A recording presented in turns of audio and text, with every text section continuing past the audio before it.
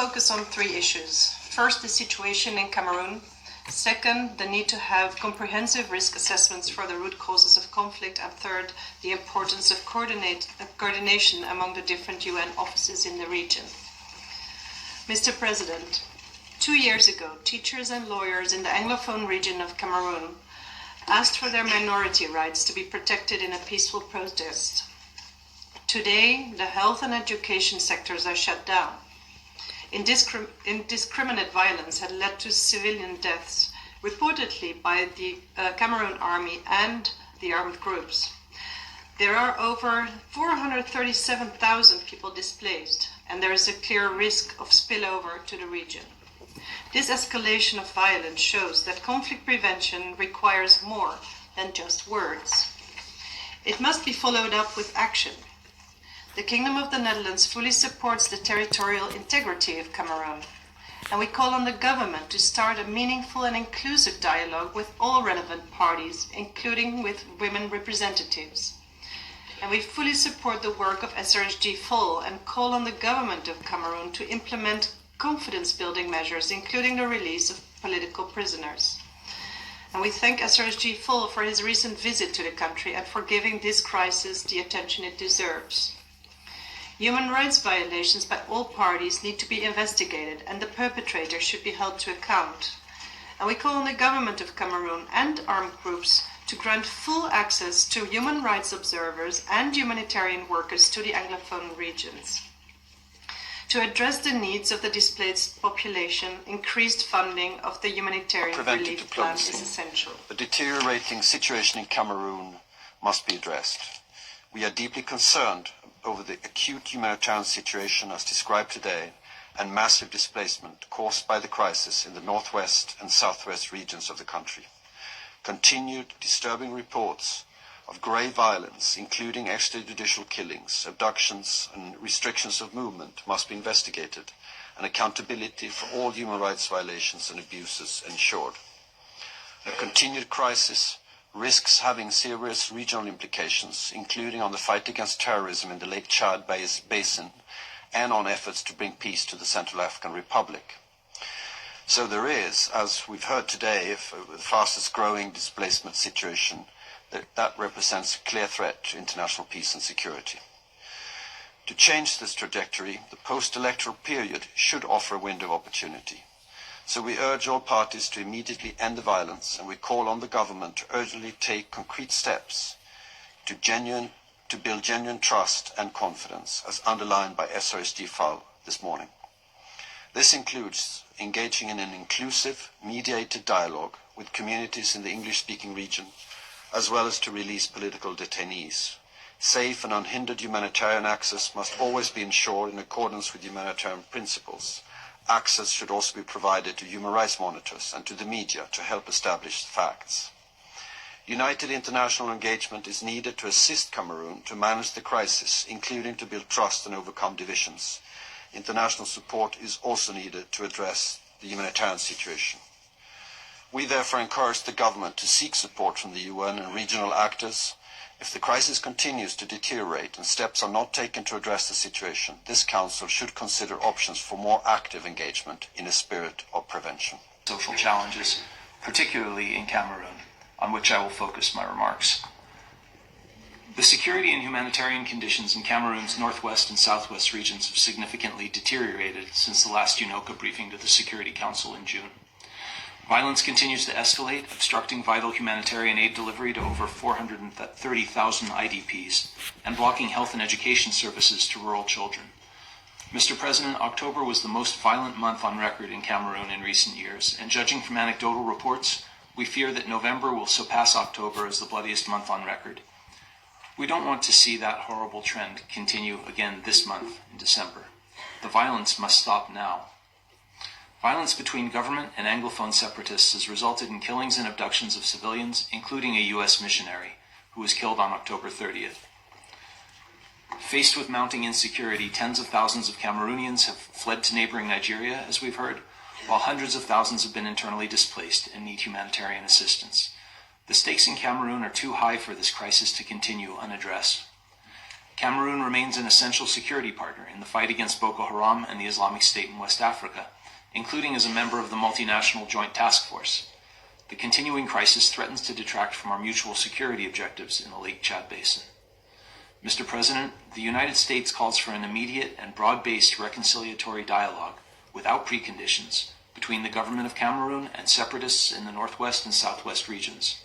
We urge all sides to forswear violence, to restore peace, and to resolve their grievances through political dialogue. We note that in his inaugural address on November 6th, President Biya expressed confidence that, quote, there is an honorable way out in everyone's interest, end quote. We encourage President Biya to make good on his commitment to accelerate the decentralization process and adopt the recommendations of the Cameroonian Commission on Bilingualism and Multiculturalism. The creation of a government-led Humanitarian Assistance Coordination Center is a promising development.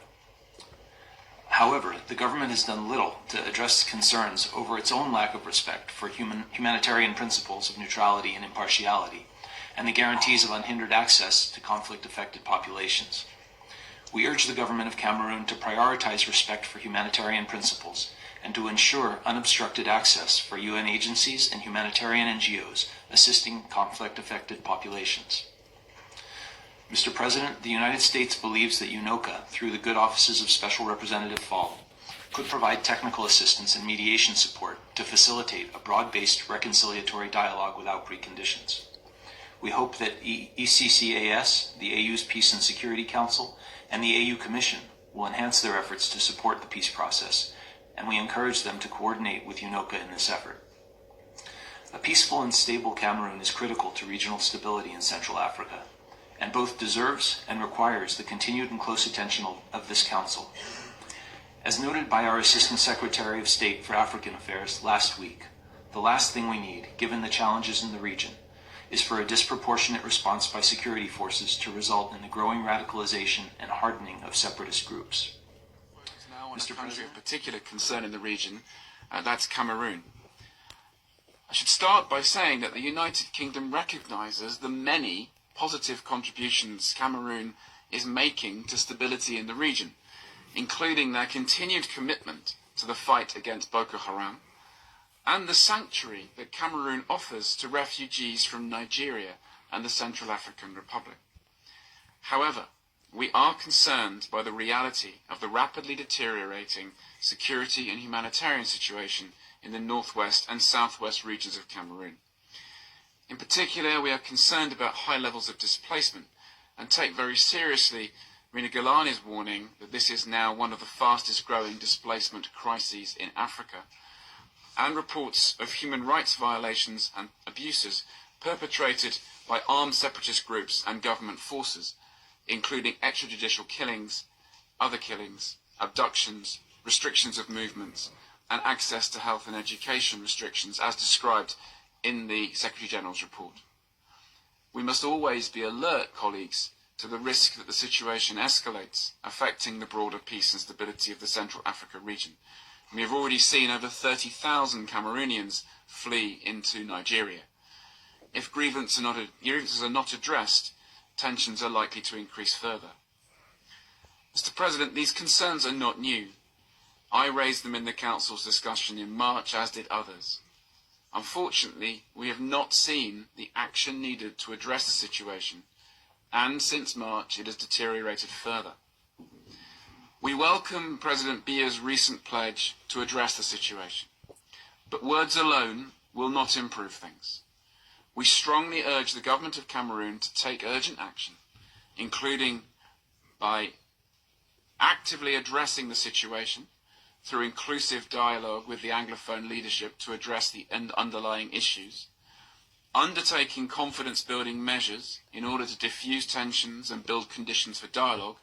This includes the release of political detainees and implementing the government's own commitments on decentralisation and the recommendations of the Commission on Bilingualism, allowing full humanitarian access and access to human rights monitors to all parts of the country. And I would also hope and expect that our own SRSG would have access wherever he wanted to go, and ensuring accountability for all of those responsible for human rights violations and abuses.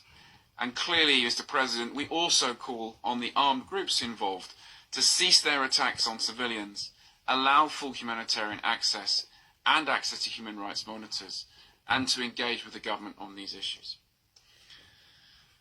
The UK, for its part, is committed to supporting Cameroon, and I am pleased to announce today that the United Kingdom is contributing $3.1 million to the UN's response in the Anglophone regions. That's equivalent to 20% of this year's flash appeal for the Anglophone crisis, to address immediate humanitarian and medical needs.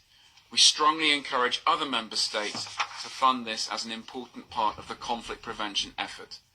Preventing a crisis costs significantly less than resolving one.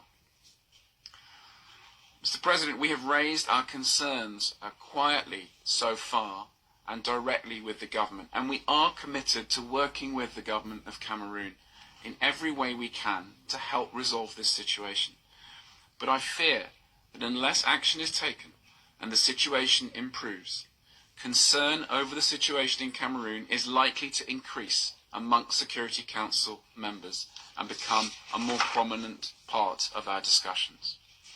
From Mr. President, Cameroon is facing an additional humanitarian crisis in its southwest and northwest regions as expressed.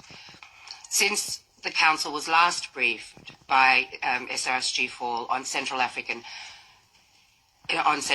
half a year ago, internal displacement in this part of Cameroon has tripled, and today counts over 430,000 internally displaced people. In addition, over 30,000 Cameroonians have fled across the border to Nigeria seeking refuge. This is now one of the fastest growing displacement crises in Africa.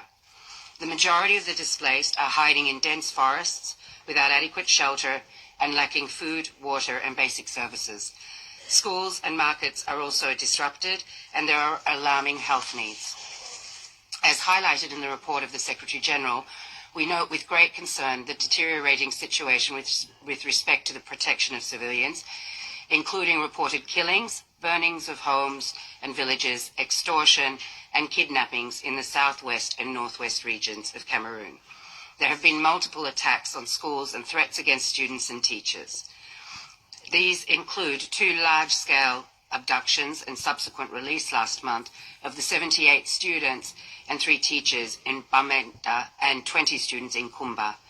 Despite limited access, humanitarian partners are scaling up their presence in this part of Cameroon.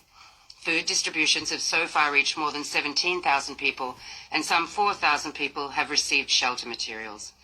However, severe underfunding has had a significant impact on the humanitarian community's ability to respond to the escalating crisis. The main sources of funding are currently the SURF, whose rapid response allocation will be depleted at the end of this month, and the agency's own internal unearmarked funding. The lack of funding experienced by humanitarian partners in Cameroon reflects a broader regional trend.